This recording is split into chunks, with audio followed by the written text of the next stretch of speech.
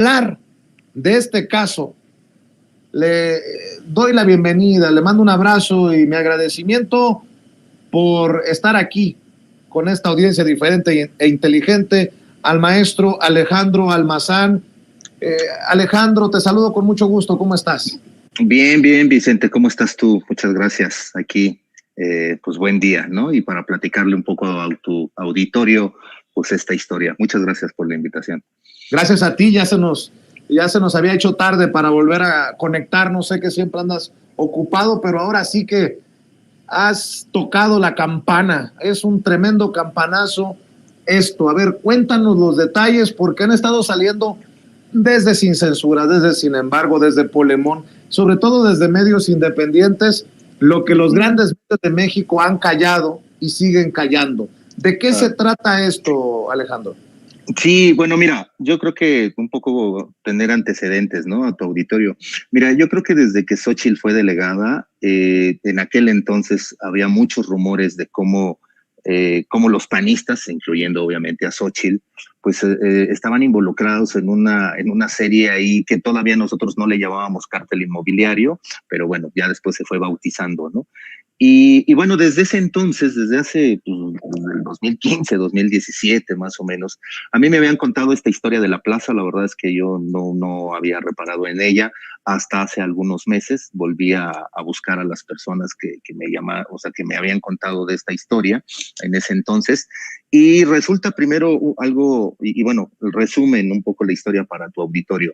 ¿De qué se trata? Tú ya lo dijiste, ya lo leíste un poquito, pero en pocas palabras es cómo una delegada o un funcionario público, en este caso Xóchitl Gálvez, le ayuda a una inmobiliaria para que viole de alguna manera el uso de suelo aprobado en la propia delegación Miguel Hidalgo, y a cambio, por lo menos lo que se ve claro en los documentos, es que, bueno, la empresa, una de las empresas de la familia de Xóchitl Gálvez, que maneja su hija y su esposo, fueron las beneficiadas finalmente para el servicio de mantenimiento de aire acondicionado. De hecho, todavía en el portal de la empresa OMEI, cualquiera se puede meter y va a buscar y va a encontrar en una sección donde dice contratos vigentes, que está vigente, digamos, con la Plaza Alteza, ¿no?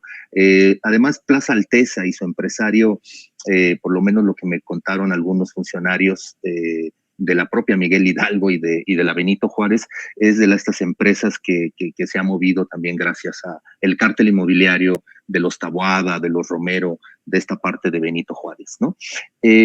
Bueno, una vez que yo de alguna manera empiezo a reactivar este caso, con lo primero que se encuentran mis fuentes me dicen, oye, ¿sabes qué? Pues ya buscamos ese archivo y uno no está, primero el archivo no está, ¿no? Entonces era como el primer dato que les llamaba la atención. Semanas después logran ellos conseguir una manifestación, la manifestación de construcción, que fue en julio de 2015. En esa manifestación, o sea, está claro que lo que se le aprueba a esa plaza es solamente 3 niveles, 2 sótanos y un estacionamiento para 211 cajones, ¿no? Esos 3 niveles, además en los propios documentos se aclara que solamente esa plaza puede tener 9 metros de altura, ¿no? Al final hubo como varias, se fueron dando varias modificaciones y aquí entra un personaje clave, Obdulio Ávila Mayo. Él es actual director jurídico en la alcaldía de Coyoacán, pero Obdulio Ávila es uno de estos panistas, ¿no? Que tiene un largo historial, ¿no? Trabajo en la Secretaría de Gobernación con Alejandro Poiré, etc. O sea, tiene ahí su historia, y él ha estado involucrado mucho también en estos movimientos del cártel inmobiliario panista.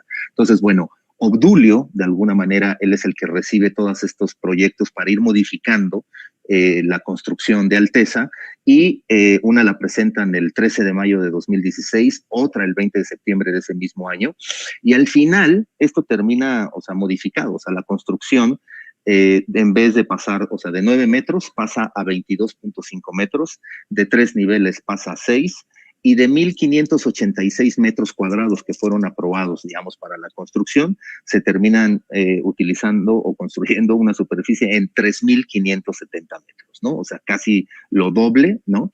Y lejos de clausurar, digamos, esta plaza, Xóchitl Gálvez todavía escribe un tuit del 27 de septiembre de 2017, todavía ella era delegada, para agradecerle a la propia constructora Alteza la contribución por haber apuntalado un edificio en Pedro Antonio de los Santos, aquí en la San Miguel Chapultepec, ¿no?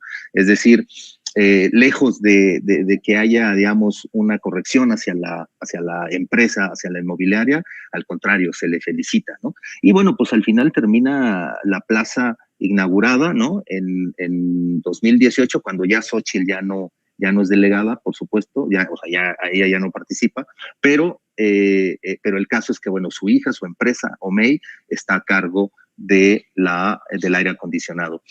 Algo que es típico, digamos, del cártel inmobiliario, uno de los rasgos que ha tenido el cártel inmobiliario, por lo menos en la Benito Juárez, y que lo sabemos a través de las autoridades del Distrito Federal, es que se construyen más pisos a cambio de te regalo un piso, o te regalo el penthouse, o te doy dinero, o hacemos negocios, ¿no? Creo que en este caso, con Xóchitl, lo que le pasa a ella es que, bueno, termina ella siendo una suerte de intermediaria, digamos, de negocios para su familia, utilizando pues su cargo, utilizando en aquel momento que es delegada para poder hacer, digamos, este negocio, ¿no? Esa es la historia, digamos, en resumen. Digo, no quiero llenarles aquí de documentos y de fechas y todo, digo, lo podrían consultar tu gente, bueno, quienes nos están viendo lo podrían consultar ahí en Sin embargo, donde se publicó. Digo, de tomos cualquier duda estoy aquí para contestártela, Vicente, ¿no? Pero en resumen es prácticamente esa es la historia, cómo desde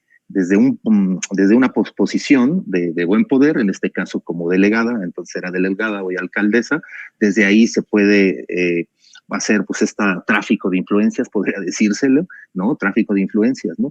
La Miguel Hidalgo además es una delegación en donde se presta para ello. Mira, la verdad es que también